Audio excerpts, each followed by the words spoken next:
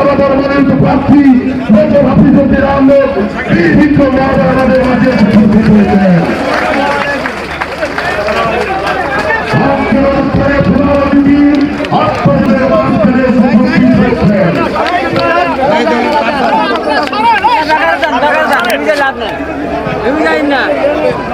সবকিছুর একটা শেষ আছে, ওই যে সীমা লঙ্ঘন করছে ওই জন্য তাদের অবস্থা। এখন এই যে 5ই আগস্ট তারিখে গত বছরে তাদের যে পতন হয়েছে, এটা আমরা পতন করিনি, এটা আল্লাহ রাব্বুল আলামিন তাদেরকে আল্লাহর তরফ থেকে এইভাবে তাদের অত্যাচার নির্যাতনের ফল পেয়েছে। এখানে আমার সামনে যারা আছে কত লোক গায়েবী মামলার আসামি আপনারা বলছেন, কত লোক নির্যাতিত হয়েছে, পুলিশের মায়ের, মস্তানের মায়ের, ক্যাডারের মায়ের, যত অত্যাচার নির্যাতন আমি কল্পনা করি।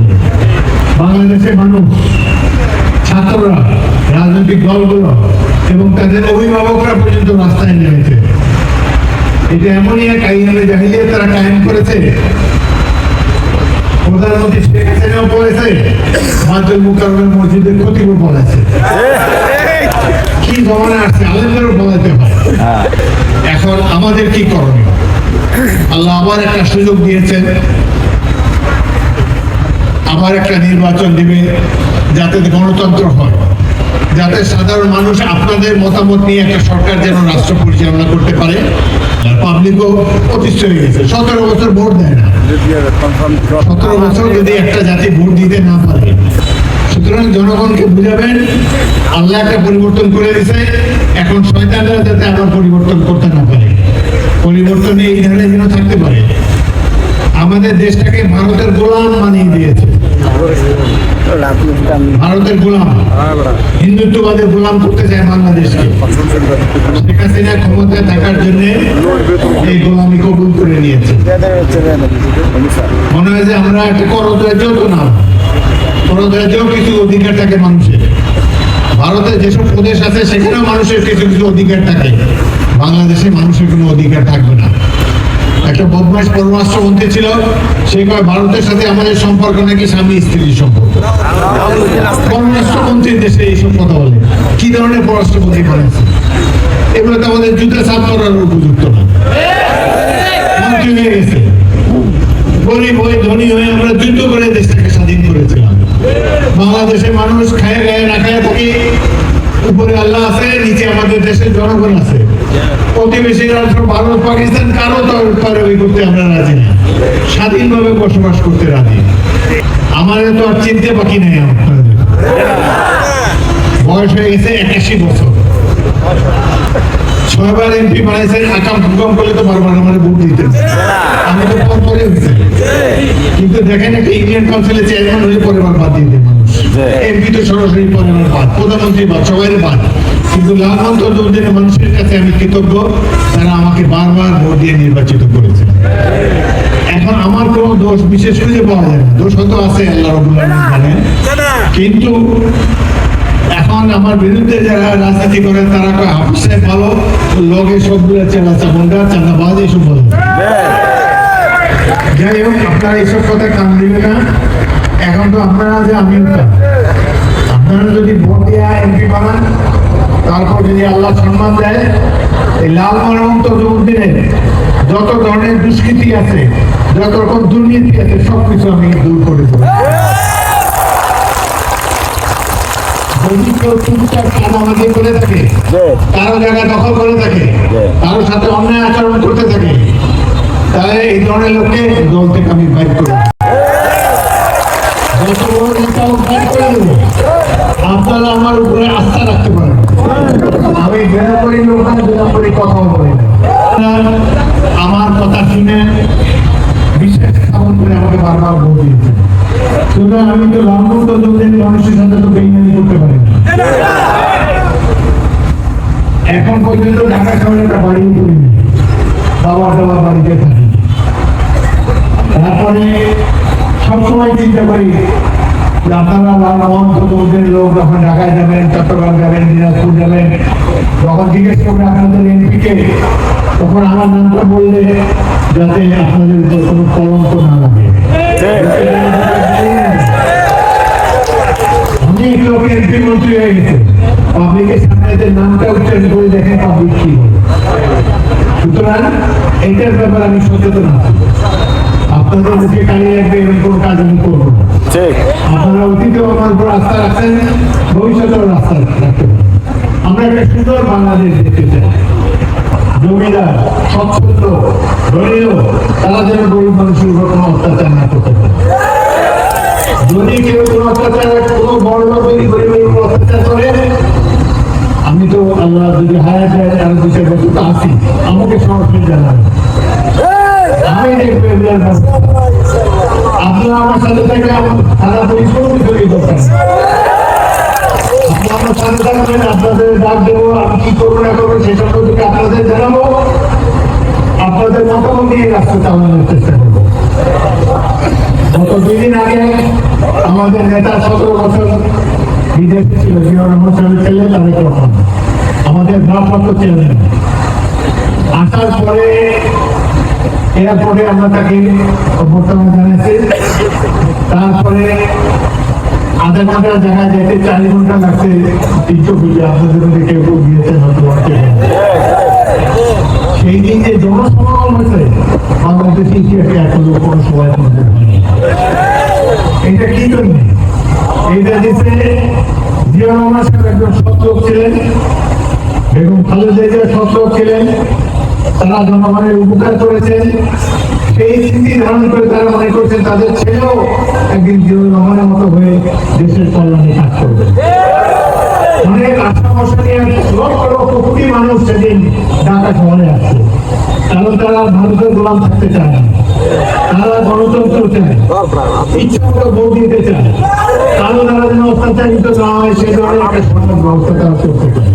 ছেলেমেয়েরা স্কুলে গেলে যেন পড়াশোনাটা পায়, শিক্ষা যেন পায়, সাধারণ মানুষের উপর অধিকার না থাকে।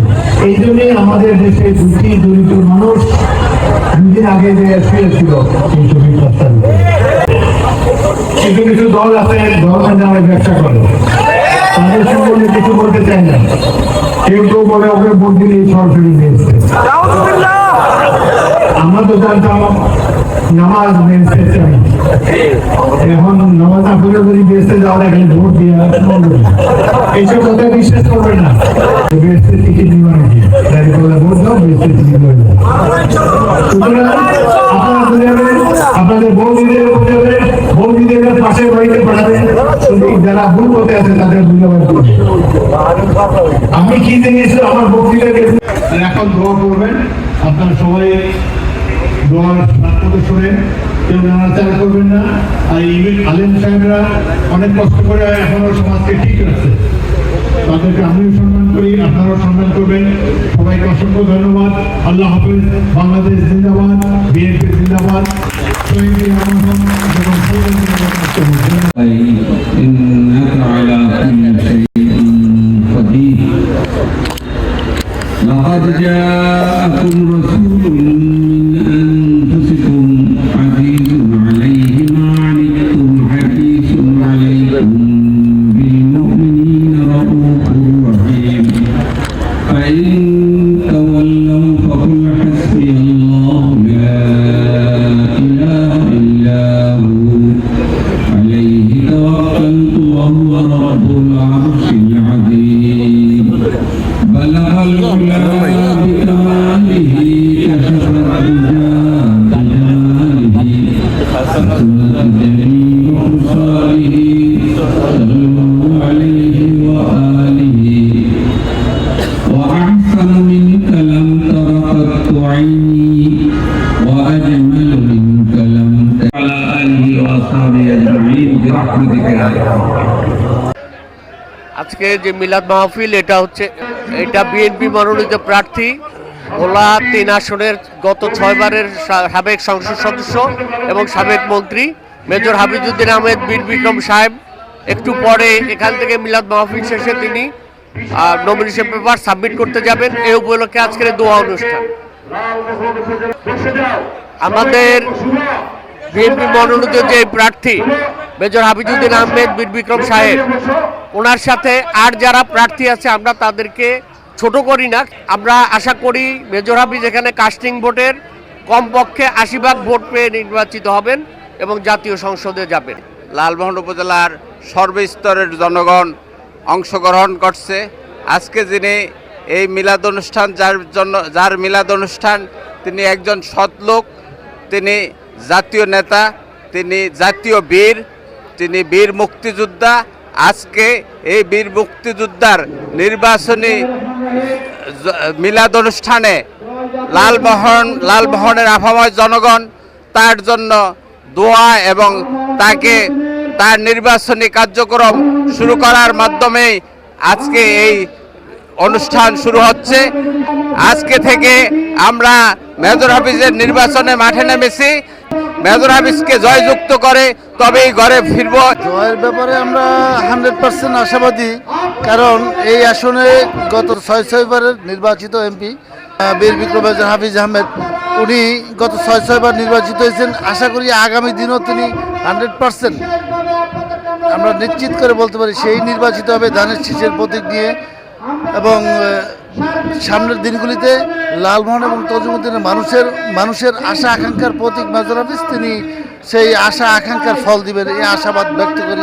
বাংলাদেশ জাতীয়তাবাদী দলের লালমোহন উপজেলা পৌরসভা এবং বিভিন্ন ইউনিয়ন পৌরসভার অঙ্গ সংগঠনের যে উপস্থিতি, গণমানুষের যে উপস্থিতি, এতে প্রমাণ করে যে আগামী জাতীয় নির্বাচনে আমরা মেজর অবসরপ্রাপ্ত হাফিজউদ্দিন আহমেদকে বিপুল ভোটের ব্যবধানে আমরা জয়যুক্ত করতে পারবো ইনশাল্লাহ। আজকে আমাদের নেতা লালমোহন তজুমুদ্দিনের নেতা, মাটি ও মানুষের নেতা, রণাঙ্গনের বীর মুক্তিযোদ্ধা লালমোহন তজুমুদ্দিন থেকে 6 বার নির্বাচিত এমপি, বাংলাদেশের গণপ্রজাতন্ত্রী বাংলাদেশ সরকারের মাননীয় 2বারের ক্যাবিনেট মন্ত্রী মেজর অবসরপ্রাপ্ত হাফিজউদ্দিন আহমেদ বীর বিক্রম লালমোহন তজুমুদ্দিন থেকে আবারও 7মবারের মতো উনি নমিনেশন পেয়েছেন।